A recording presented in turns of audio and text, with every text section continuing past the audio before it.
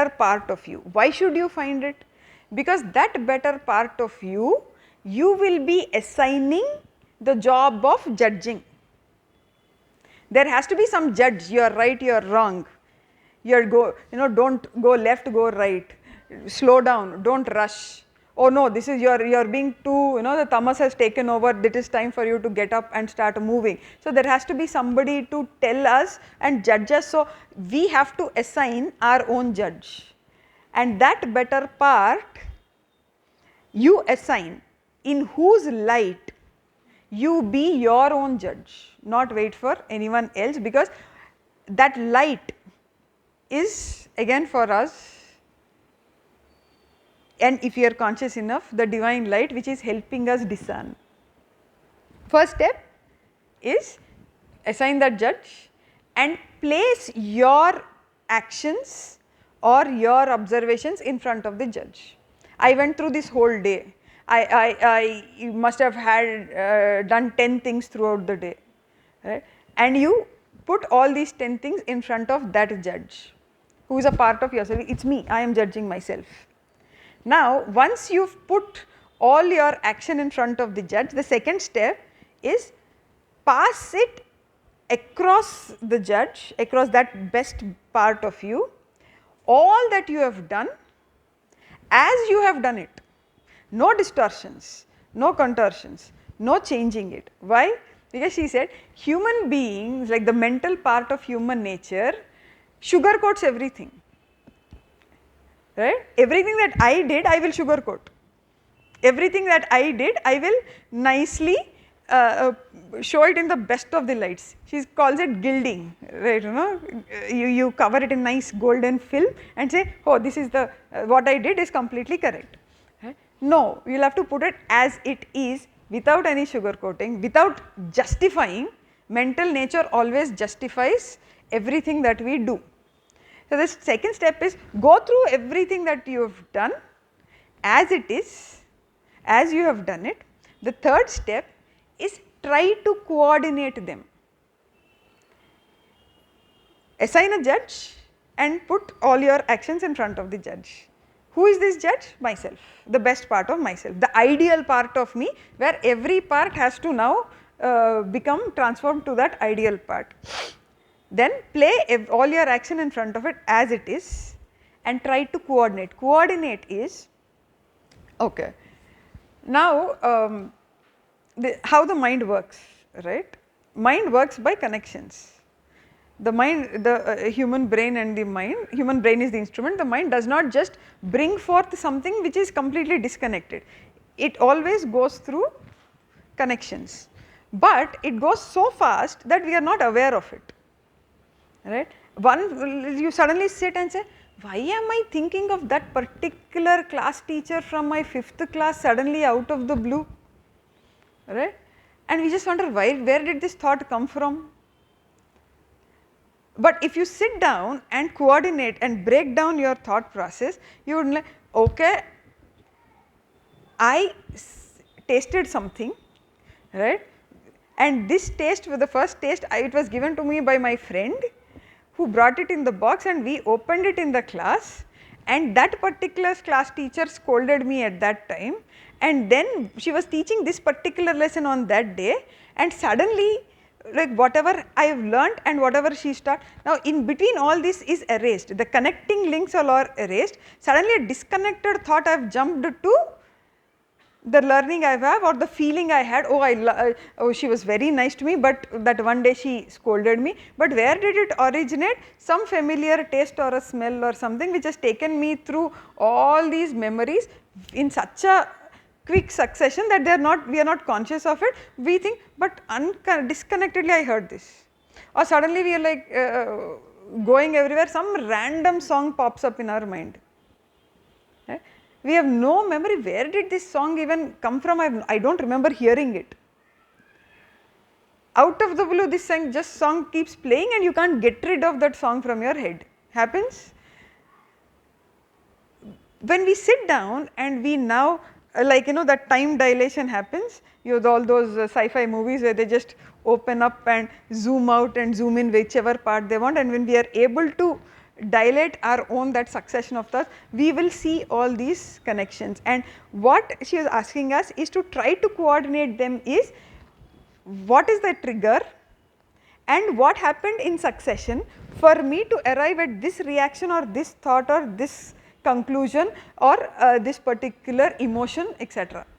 So, there we are talking as is of everything that we are thinking, feeling, doing in that particular succession, and that is where we are able to then question. The fourth step is question, why did I feel what I felt, why did I think of what I thought, why did I do whatever I did. And exactly at that point we will have to question, is it keeping with my ideal?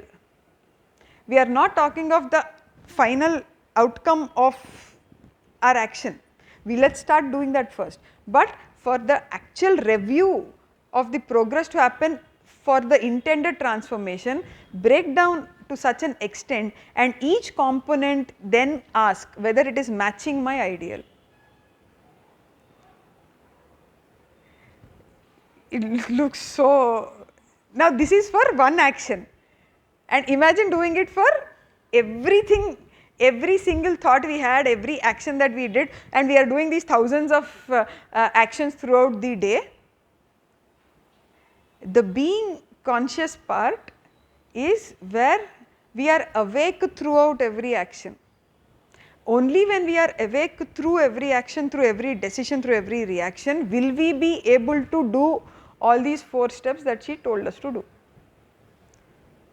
If we just sleep, get up, 12 hours of sleep or 12 hours of or 8 hours of sleep and the rest of the day, we think we are awake through the day. But if we stop and say, can you now recall and do these 4 steps for that particular angry reaction that you had. The other day I was, it is easier for me to give you my own reactions because rather than what we read, because connecting these dots happens. I never ever get my dresses tailored, right. I always like go buy ready made, and I take pride in the fact that I spend minimal time in shopping, right. Whatever is there I will pick up, and I had for a long time I had this disdain for people who spend a lot of time shopping. My daughter is that kind, and it is as if it is a virtue for spending such less time, and I am being so simplistic, I am being so productive that I am not doing this, whereas all the ones who spend so much time, why are you being so petty, that disdain. The other day, after years, I happened to get a particular thing tailored for a friend, okay, and it comes back, and the moment I open it, I see it, I try it, wear it, I get this anger from somewhere, this irritation from somewhere. Till then it is this happy person, and then I pick up the call and I start, this is exactly the reason why I did not want this, and the whole thing is, the whole venting happens, shouting, I hurt my friend, everything is done. And then I cut the call, this is exactly the reason why I go and buy my things ready made, I will not get it. I did not and then I cut the call, anger happened for about that next half an hour. The human mind keeps on playing the same thing, right, and justifying that this is the same conversation keeps on playing, and it justifying the action, my anger and everything, so much money is spent and all this, etc. And after a point, suddenly I remember, and it's like, where is this anger coming from? The whole day I was happy, the whole thing is peaceful, and out of the blue this is welled up from somewhere. And I had to sit down in that emotion after going through this, like doing it multiple times. I still had to sit down, take pen and paper and start writing everything, and sit down and close my eyes and what in the world, where is this anger coming from? And after about half an hour of just sitting and recalling, breaking down everything, I realized my anger is not at my friend, the anger is not about this dress getting spoiled or like outcome not coming the way I intended it or I expected it, etc. It is about this outing with friends immediately after school where you are free of the uniform, right, and you just go out, and from college now civil dress, and we all went out and bought these beautiful, that is the first taste of actually what it is to go shopping. Badi chawdi, we went and got these loads of, and I fell in love with one beautiful dress material, went, and that day, that one, because it was the first time, it was stitched very awkwardly, and each time and it was completely spoiled. And from that day to this day, I never realized that that color, that color and that material still is in my head. That it was like nice lemon green with beautiful floral patterns, because I grew up in school with mother's full length one, and the sari has the same hand painted one. Somewhere that connection, or why I fell in love with it, no idea, but now looking back it seems, oh same, it's so familiar. Then I didn't make that connection and spoiled, and that is during that conversation this somehow college wala incident comes back, and my anger is not at my friend or this, but is anger at the disappointment at that, which just stayed for a long time. Such a petty thing where we are, and human mind somehow keeps all these records of all these experiences, and who we are is shaped by so many influences, so many experiences. And when we go back to the root of why we are who we are, every child that comes out is, we are, yes, there are lifetimes of experiences, we accumulate them, and even in this lifetime when we look at it, why do I, like last time I asked, why do I like red or why do I like blue, it always traces back, who we are traces back. And for us to do this review of progress, are we able to sit there without sugarcoating it, without justifying it, without gilding it, and say, put it down as it is and analyze ourselves where each of our components is coming from. And the 4 steps that she asks us is why she is when the student asked her as to why did you give all this, she says because of 2 components.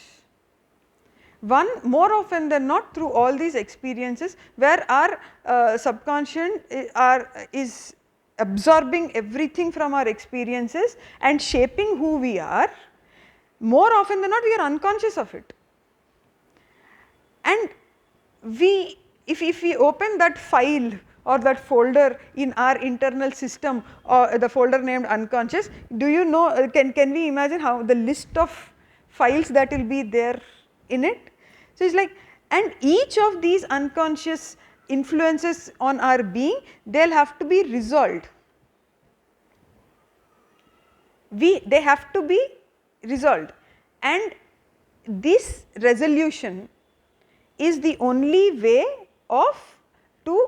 only path of progress.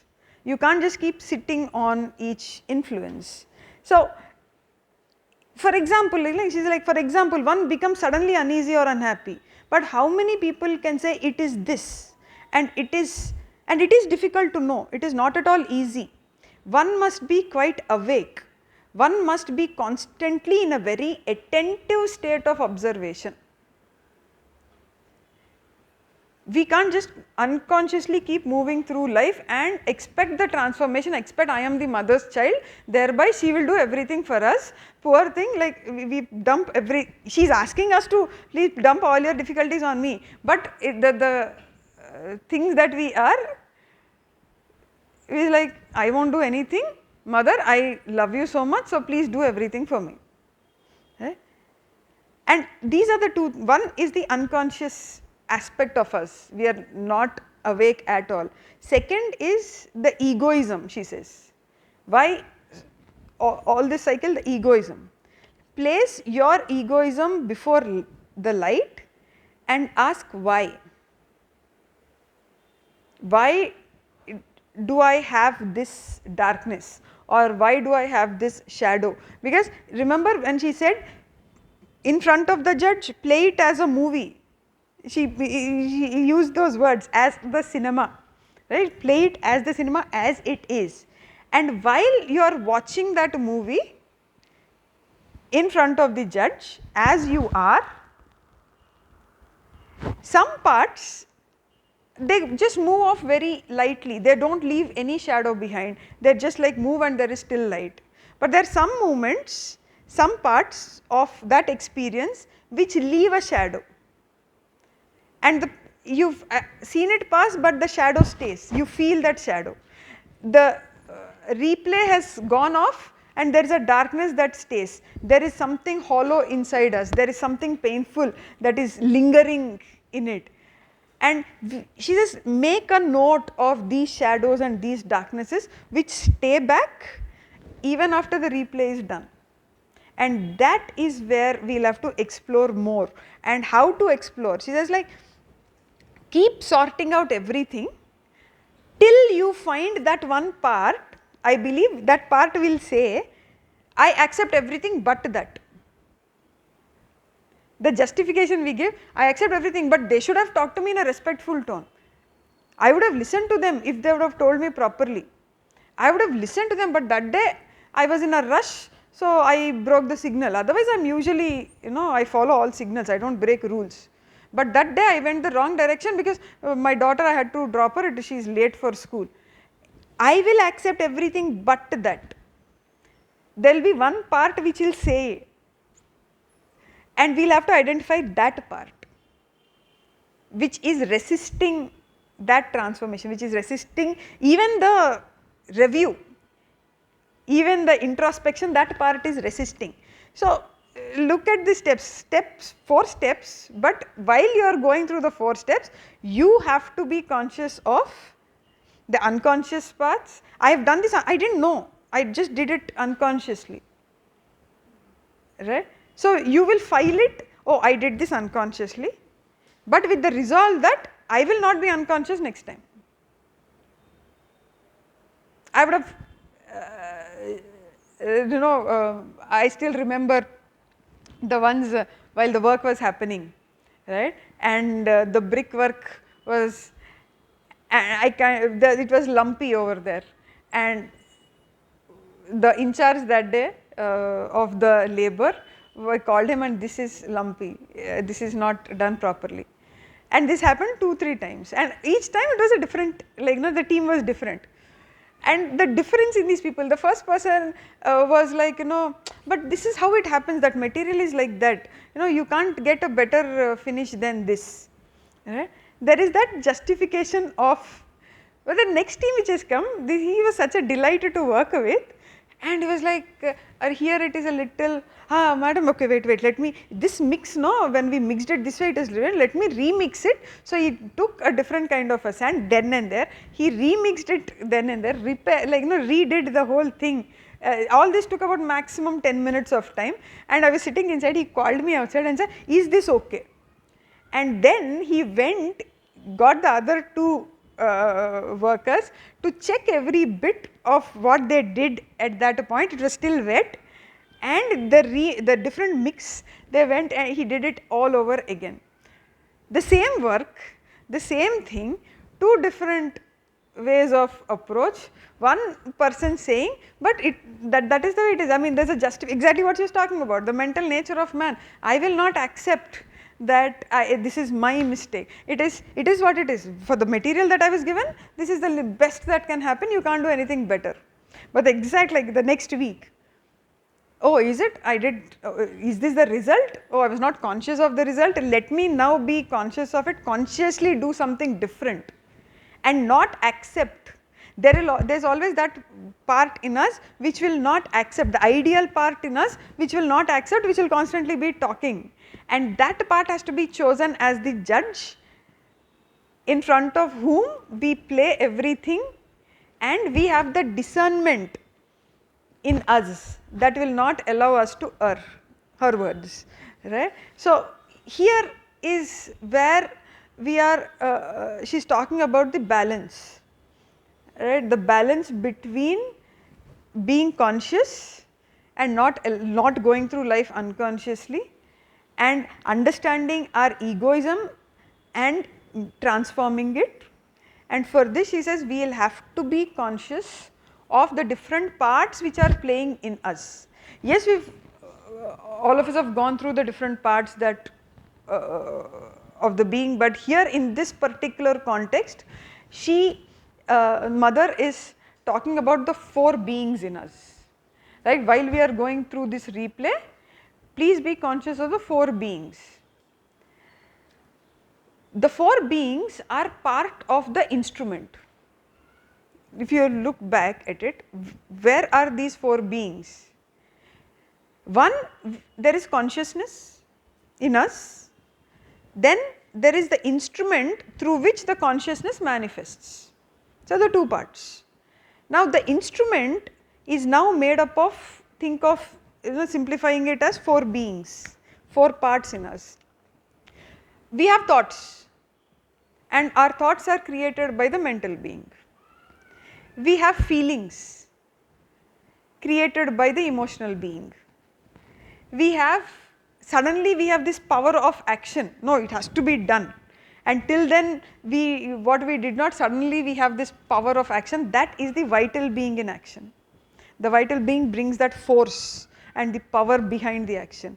And finally the physical being which actually acts, right. So behind each action, if we start tracing it back, the physical being which is acting, the vital being providing the force and the energy for the action, the emotional being which is creating the feelings we get before, during and after, and the mental being which is creating the thoughts, ideas, the whole part. So what she is asking us to do is, are we aware? Yes, at a knowledge level we are aware of the 4 beings, we have read about them, we have done about them, but while we are doing whatever we are doing, which being is this movement coming from, right. And until unless we are able to identify the movements, how are we supposed to even become, even understand or become aware of which part has to be transformed, right. We are all aware, the lower, all the lower and the higher parts, right. There is the subliminal one behind who is actually giving us the direction, the whole thing. So then she is talking about, again, steps. This entire article is not the what to be done, is the how to be done. Everything is how with exercises. So she is like, okay, now there is a mental nature, there are 4 beings, we are aware of it intellectually, mentally, knowledge wise we are aware. Can you observe these movements? And can you tell when you have the ability to observe? Can I observe myself while I am doing, or am I observing after the consequences of my action come and hit me? I have done something, right, and then I am not even conscious of what I have done. The consequences of my action come, if they are good, I am not aware, even then I am just enjoying the consequences. If the consequences are bad, then I am blaming the consequences for actually happening, like coming to me, without even linking it back to the action which has actually created these consequences. So what she is asking is, can we develop the ability to observe the movements, our own movements?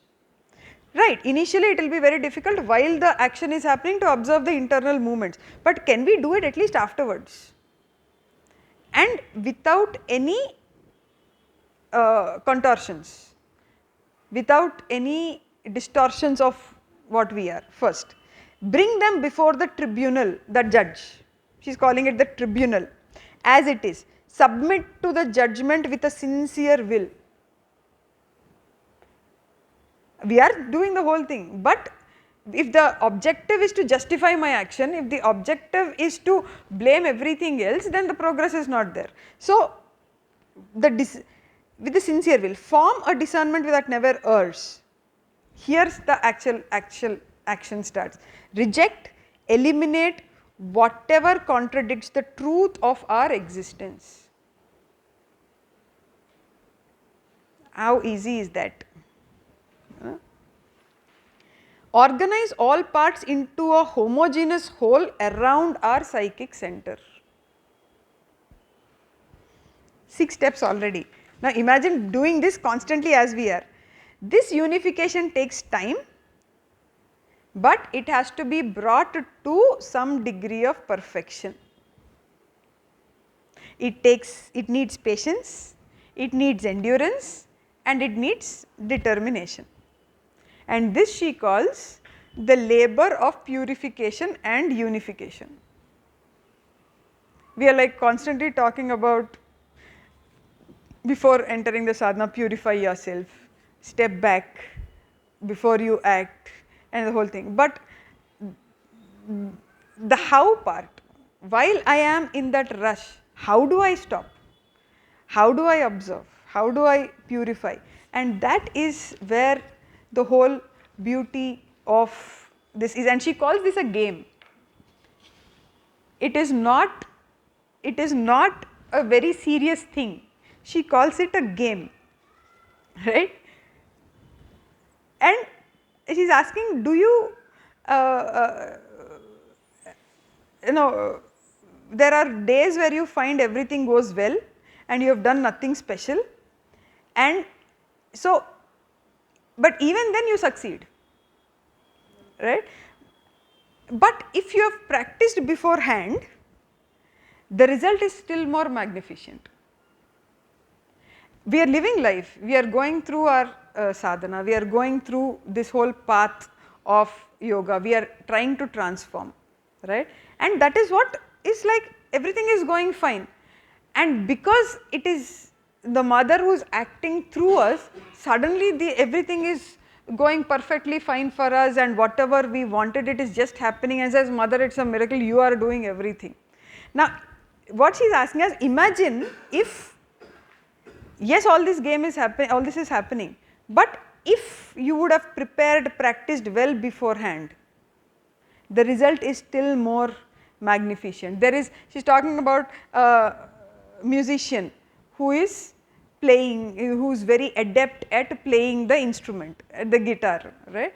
And they have played, and it is, you give this musician a normal instrument, a normal guitar, they will still be able to play beautifully. But now to the same musician, give the best guitar, the most advanced one, and then imagine the music. And how do we take this example, the analogy that she gave? Who is the musician here? Sorry? The divine is the musician, and we are all these instruments which are given, and the first step for us would be, can we create that perfect instrument for her?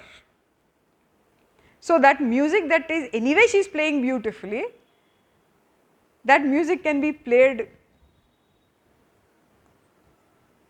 to the perfection that she intends.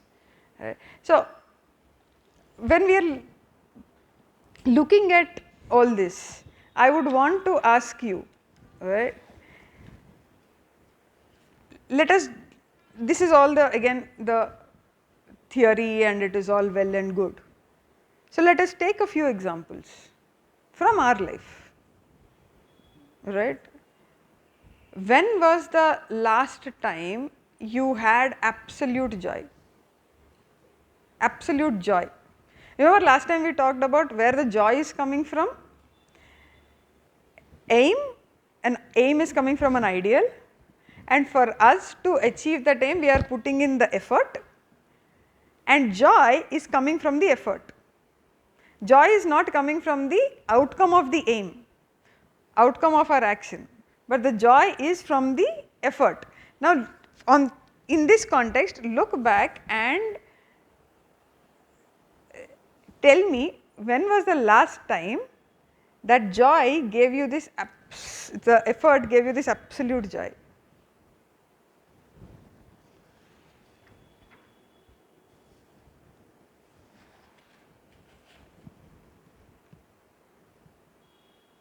Last time when you had that absolute.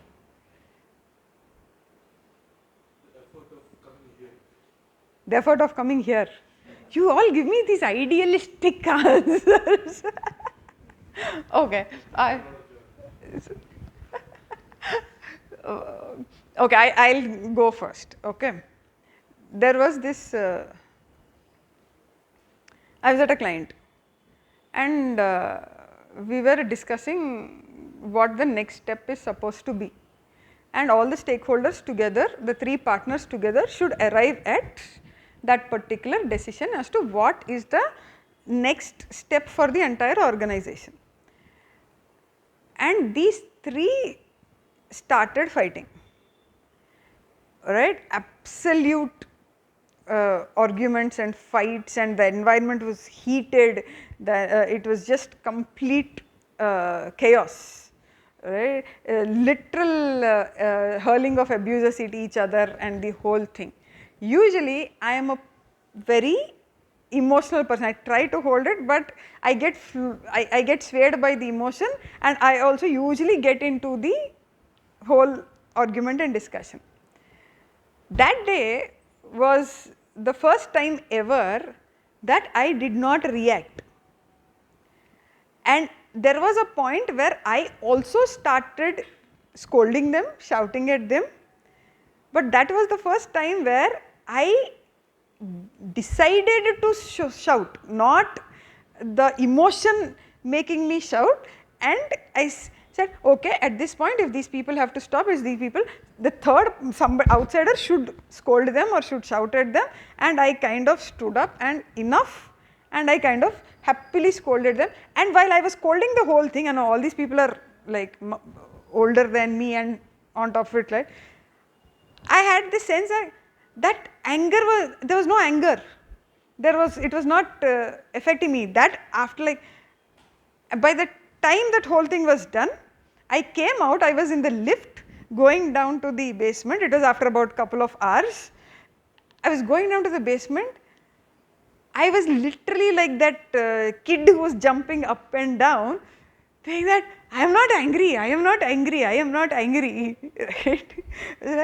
But the decision was to shout without, but that anger didn't affect me. It was the first time. Otherwise, I get flustered, I get like my BP goes up, I start doing it, all the reactions of anger, which does not come down for about 2 or 3 hours. You will have to consciously bring it, and that joy of that, you know.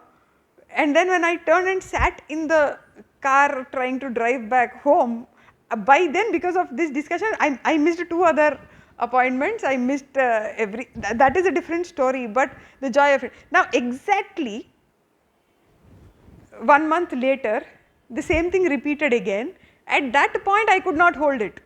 At that point I was also angry, I was also frustrated, I was also like came out and like, what sorts of people are these, I am quitting this job, I am not going to continue this project anymore, the whole thing. The effort which I could put in there, I couldn't repeat it the next time. Right?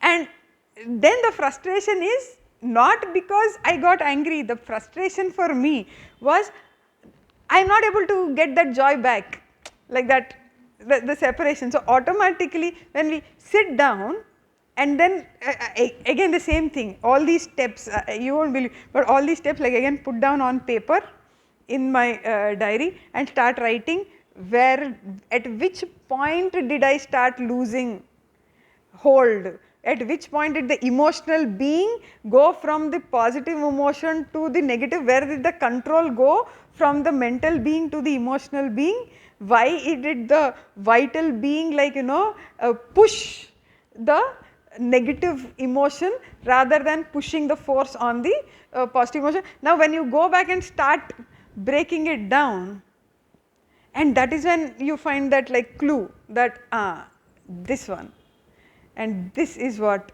I did it in that situation, I did not do it in this situation. So again the consequence was better the second time more than the first one, but the joy was in, oh it did not, right. Now imagine what are those, here I would want you to think of everything that controls you, not influencing you, but controlling you.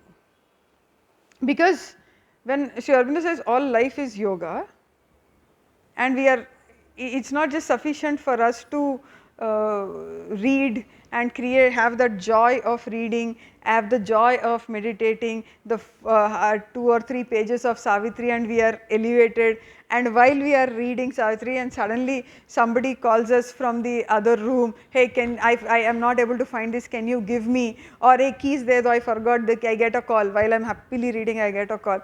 This is what happened yesterday. I am supposed to be doing this, I was supposed to be reading this whole thing, and suddenly my husband gets a call that blood donation is needed, and suddenly, oh, please drive me down just in case, it has been many years that I did not donate blood and it is like an hour's drive, let us go together, and I am absolutely irritated and angry of all the things. I am sitting here, I have planned this whole day, I have scheduled it so I can study this, and forget the person who is in a crisis, who actually needs that blood and every tension that the other person is going, forget the person who is accepted generously to go all the way and donate everything. The reaction is coming from a person who is supposed to go, just instead of in the morning and maybe read in the evening.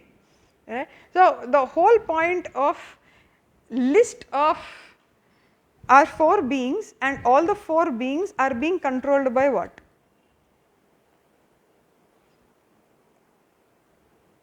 Who controls us? In every action that we do, are we 100% in control of where we are, what we are doing, how we are doing, etc.?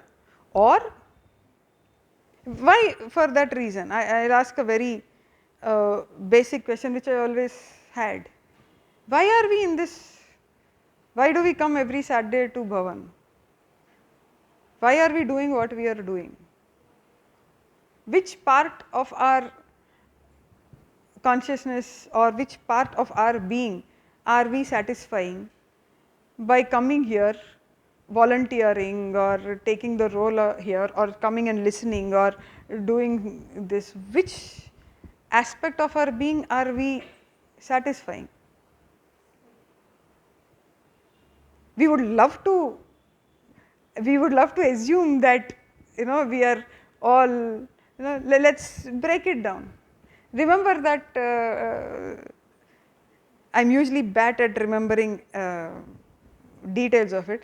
I was reading where mother assigned the dining hall and ashram tasks, and there was this one lady who used to take care of the sweeping and cleaning of one part, and she would do it very assiduously, that every tile it has to be clean, it is wiped, mopped and kept clean, nothing throughout the day, and it is her work.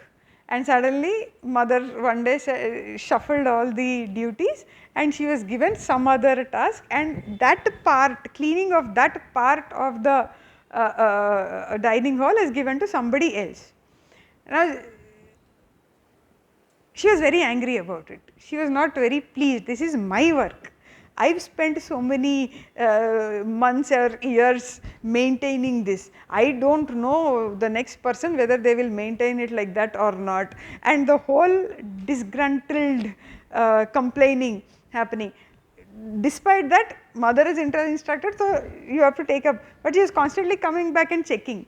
While handing over, it is constantly, no, I used to do it this way, I used to do it in this order, you will have to do it in this order only, right? Or it is maintained like this, these things are put there, etc. And even afterwards, it's like constant checking back. So the whole question is, yes, where the whole thing, I am doing it for mother, I am doing it for the divine, I am doing it for something else, right? But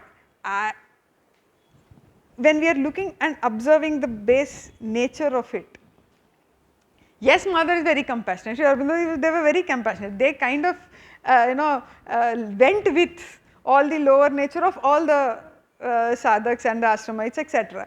Now, what would, think from their perspective, what would they be seeing? Which part?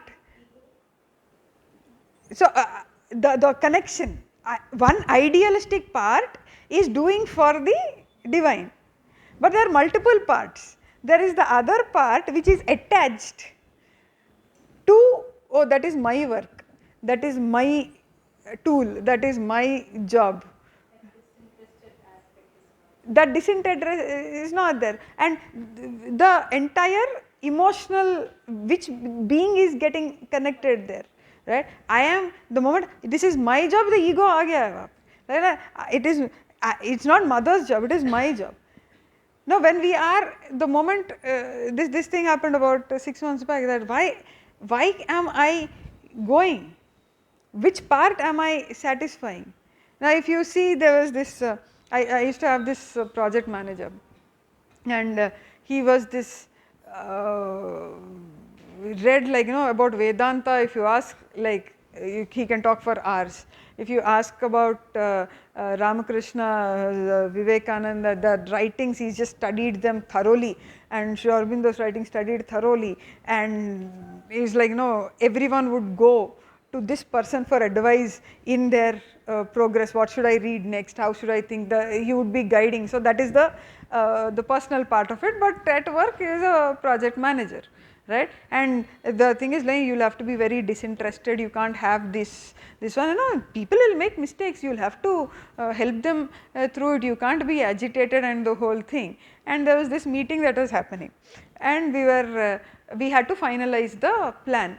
And over there, the one difference in that particular project from his usual style was always, he is the expert, he is trusted, he would make the plan, and the company would accept the plan, and the team would be given the plan, and the team will have to execute it. This particular project, the difference was, it was a group of experts coming together. This was a no hierarchy project, that means there is no boss and the team, everyone should do it together. All decisions have to happen together, all plans have to be formulated together, everything has to be done by everyone, there is no up and down. And that day, as usual, based on his style, he came and started giving the plan. My job was to make sure that everyone is deciding together. So the moment I said, yes, thank you very much, the plan is very nice. So what is the next person? Okay, what do you think? How should we go about? And the next person, what do you think? What do you think? So his original plan started getting changed, okay, and it's like, this is very good, step 1 is very good, step 2, if we do it in ABC way, we will be reducing cost, like, and the whole thing. And the same person who is talking about being, accepting, being magnanimous, all the samatha of it and everything, not able to say it, but you can literally see the reactions, displeasure, the frustration of it, and slowly it is not as gracious, as generous, the compliments are not flowing, and it is slowly one step, and first half it is only quiet, discomfort. Slowly, as the meeting was moving and the plan was further getting changed, the irritation starts flowing. Oh, if this is the way you want to do it, your choice, I will not talk about it, you can face the consequences. So many years I have worked, this is the way. Over there, right, which part is reacting? The knowledge that is already gone in, has it done it action and transformed the person, transformed the consciousness. Right? And whereas I will give the example of one of our I would not say vendors, partners, right. Anything that is supposed to be digitized in my projects, I go to him. Not does not flaunt how much he is read. 70-year-old went through his entire job, came out, didn't want to sit idle, started his own IT company, has his small set team, and anything that we suggest that Varmaji, can we do it this way, and suddenly, oh yes, it can be done that way also, I did not realize it, wait, let me go back, let me check, and come back with 10 more ideas and 20 more, no, let me know where I am wrong. At that age and experience and everything, this is a person who is constantly looking for what else can I change in myself, where else can I become better. Now which part of the being is that kind of openness coming from, right? I remember I always used to tell my daughter, it's exam, right, it is just a test, you will only, it's only to know how much you have, you know, marks you do not have to get tensed, go take it as an exam, there is no point in getting tensed about the result. And I used to tell her, and one day there was this major review happening, and I was preparing for the review, preparing the reports, and I was getting tensed and the whole thing. And this girl, when she was about, I think 3 years, third class, third, fourth class, and she happily is like looking at me getting agitated and comes and says, Karma Sannyasa Yogam ma. Like you do, you like put your, write the report, how they will see it, what they will review, why should you bother? Karma Sannyasa Yogam, they taught in school. Till today she does not remember that she said this to me, and at like and that moment something shifts in your, it's very easy for us to go and keep telling, it's very easy for us to go and tell people of everything that we know of Sri Aurobindo, everything that mother said and how we are supposed to be, but the moment one small movement from the external environment happens, we get agitated. So the point is which part that agitation is coming from. Yes, please. Well, I just have one question. So going back to the original thing that you mentioned, that it's written your aim should be high and wide. Yes. Generous and disinterested. Yes. How are you interpreting disinterested? Okay, I will not interpret disinterested myself.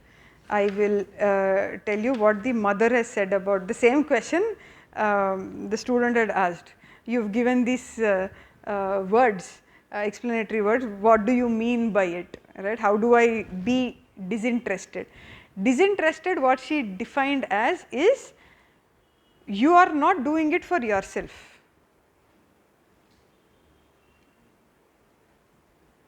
I am giving this talk, right? I can, which aspect of it is for myself, right? I am going out to, she gave this, right? So there is somebody who is going to find a cure, right? There are 3 reasons why a scientist will go to find a cure for a disease.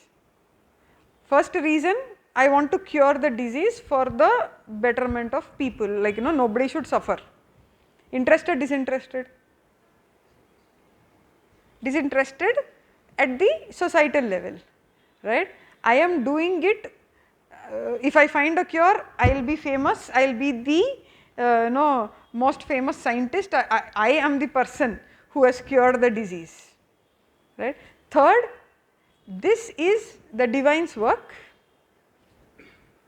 where I am being an instrument to cure this disease with the intellect that is given, with the skill set that is given, based on the instruction of the divine.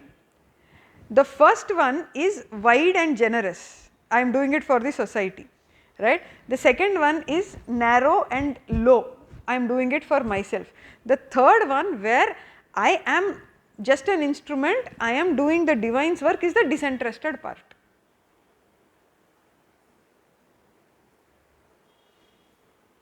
The divine puts me in some other work tomorrow, I will happily accept that. Accept it and do that also. Like, this is not my area to be cleaned, this is something that I am doing for the mother. Tomorrow if I am supposed to go clean the dishes, I will do that also. I am not engaging with the work or the aim or the consequences of it. The entanglement is not there with the process of it, or whether it is the aim of it, the process of it, or the consequences of it. I am an instrument and I am doing it as an instrument only. Tomorrow the same project at the final phase, I am removed and assigned, if the same project is assigned to somebody after about 5 years, and just 1 year of it they have the breakthrough and the cure is coming out. My job is done, I am not, that is my part, I am happy about it.